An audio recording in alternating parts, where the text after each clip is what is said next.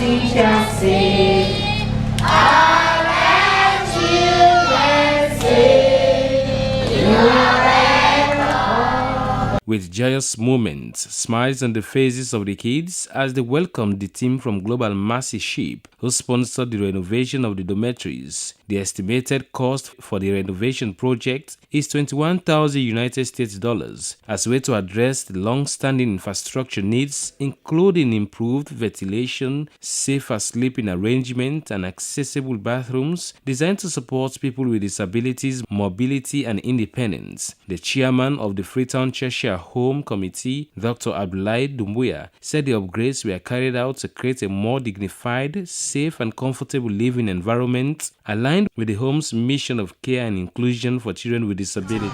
But in terms of inclusion, when it comes to the dormitories, I think it's brought a lot of comfort. This renovation has brought in quite a lot of comfort, a lot of joy and fun, and an ability to be able to get our kids to move around freely, to live in a very conducive environment. And this is one of the pillars of our strategic plan in the Cheshire Home. Mr. Dumbuya further thanked the Global Mercy Ship for the facility provided in 2003-2004 and the renovated buildings. However, he called for more support as he highlighted plans and numerous challenges in the home. Firstly, it's the amount of support, the amount of financial support we receive from government. We're grateful for what we have in at the moment, but it's not enough. And we want to say that's a big challenge for us to run this home. When we did our calculation, we have a shortfall of nearly 120 million extra, 120,000 new leons. So financial support is one challenge. Water facility is a huge challenge. We also talk about the issue around maintaining the other structures. We've had these 2 dormitories renovated, but there are other, there's the classrooms, there are the vocational skills that needs to be renovated. And so there are huge challenges still with us in the home. We need more teachers. We only have, 5 teachers. We run a primary school. We want about, up to maybe 7 teachers.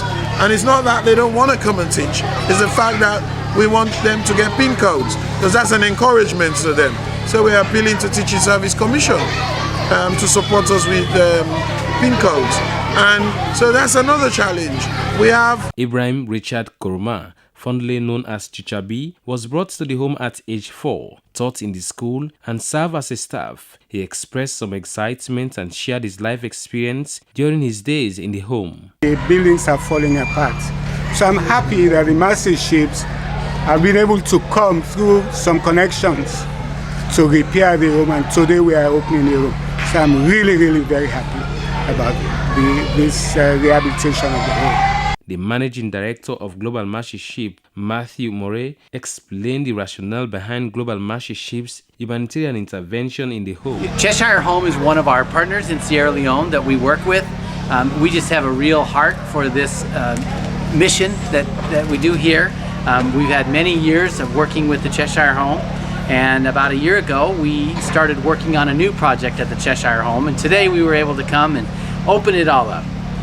After the unveiling, staff guided visitors through the updated dormitories, highlighting features such as reinforced flooring, better lighting, standard beds, bathrooms, and storage spaces for personal belongings. Caregivers noted that the improved layout will make daily routines easier and allow staff to provide support more efficiently. The renovation also incorporated feedback from residents and families to ensure the spaces meet both practical needs and the preferences of those who live in the home. The completion of the boys and girls dormitories add to ongoing efforts at the Freetown Cheshire Home to strengthen its residential care services. Officials said the project reflects continued investment in facilities that promote safety, comfort, and respect for residents. SLBC News, Yusuf Mosire Suma reporting.